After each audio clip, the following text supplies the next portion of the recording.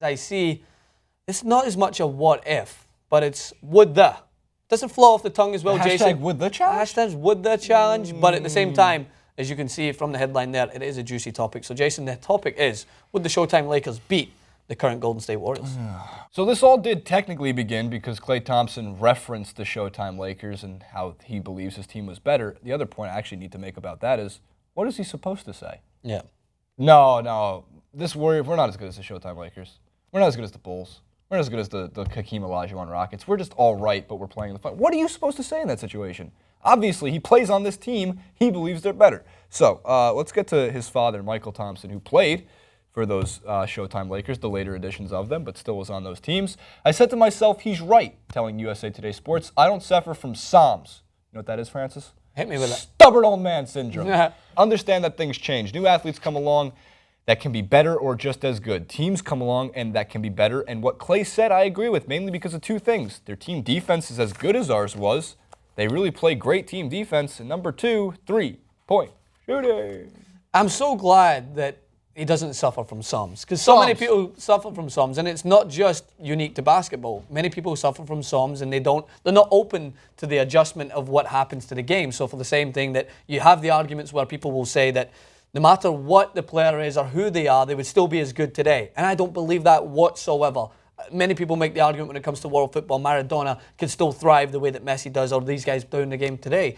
As you look at the years surpassing, things evolve. People evolve. Athletes in every sport are getting bigger, they're getting stronger, they're getting more intelligent, technology is advancing, there's more ways that go into the game. So yes, you can look and you can allude to the fact that these players probably would thrive more so than these guys here. They had all the logistics that's needed to be a great athlete in that time. They probably could do it again today. But the bottom line is you can only compare, and not one position is more right than the other, because after all, not a lot of us can say that we've seen both of them, especially in our generation. Like I always asked still asked on Twitter, do a top 5 best players in the world. Well, of course, mine is going to be biased towards people that I've seen.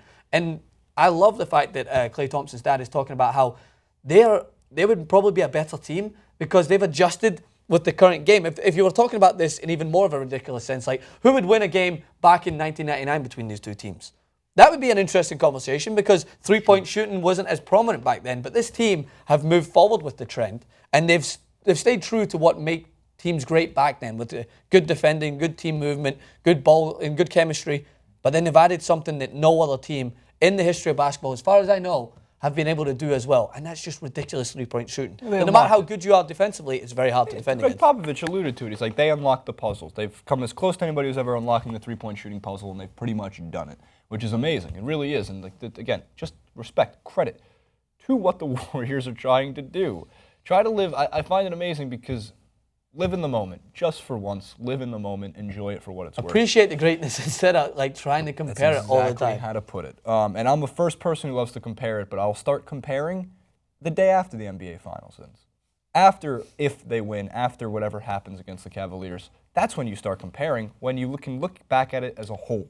So Magic Johnson, of course, one of those, if not the forefront of the Showtime Lakers with Kareem Abdul-Jabbar and Kurt Rambis, as well as James Worthy.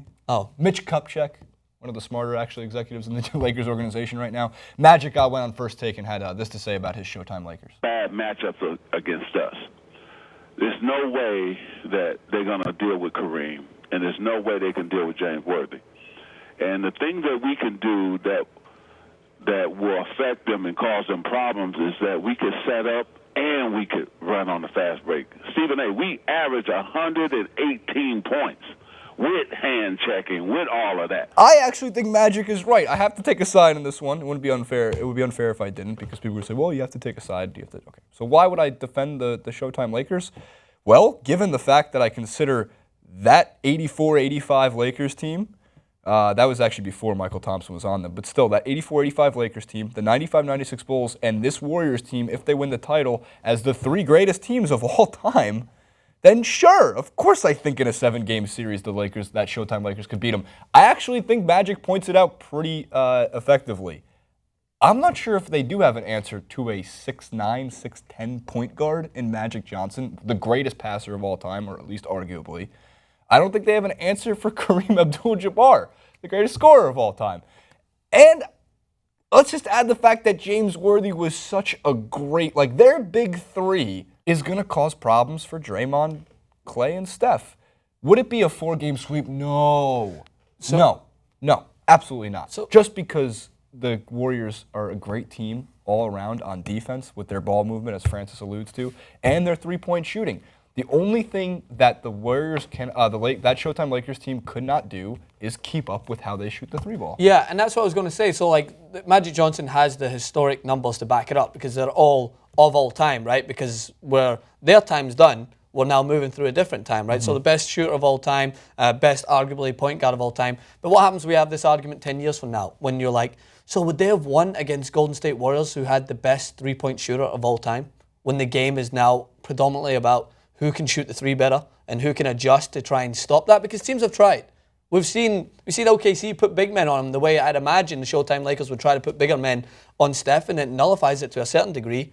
But then that ball movement will allow for another three-point shooter to shoot. And I'm not saying which team would win, by the way, because my judgment of basketball has been 10 years. 10 years of watching it, and I'd say about 4 years of really watching it since 2006 when I first went to my first ever basketball game. And I like the conversation of like, oh, would the Miami Heat back-to-back NBA champions, would they pose a bigger threat to the Golden State Warriors than LeBron James's current Cavs team? Because with Dwayne Wade and Chris Bosh, undoubtedly. Interesting. Yeah, that's what I'm saying. It's undoubtedly, but those are the conversations that I will have in a bar talk before I get into. Of course. But maybe 5-6 years from now, I'll have the same conversation, but I'll reference this Golden State Warriors team as one of the best ever, and how they shot the three ball different, and how other teams would have to adapt to that. So that's where I think Magic Johnson always has the advantage, because he's got the old time words to put on the end of it, because we're still in the current time of Golden State. That's true. It's very good points, Francis. And I'd like to add that he says regardless the rules, and here's the important part. If they're playing under handshake rules, yes, we know Steph Curry would get beat up. Steph Curry's still getting a little bit beat up now. Again, remember how great he is at finishing at the rim. One of the best at finishing at the rim in the NBA. That's one of his biggest improvements from last season.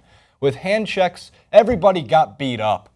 But the point that's important is that, Shaq says it too, the 0-1 Lakers. His 0-1, you wouldn't be able to touch Shaq in today's day and age. Technically, he's right, but that means you'd also be going to the line a lot, and that Shaq was never that successful there. The Warriors, when you look at least this NBA Finals run, NBA playoffs run, here's what I can tell you. Kareem Abdul-Jabaar is a force to be reckoned with, especially over a guy like Steven Adams, who's one of the guys they've had to face. No disrespect to Steven Adams. Enes Kanter, no disrespect to Enes Kanter.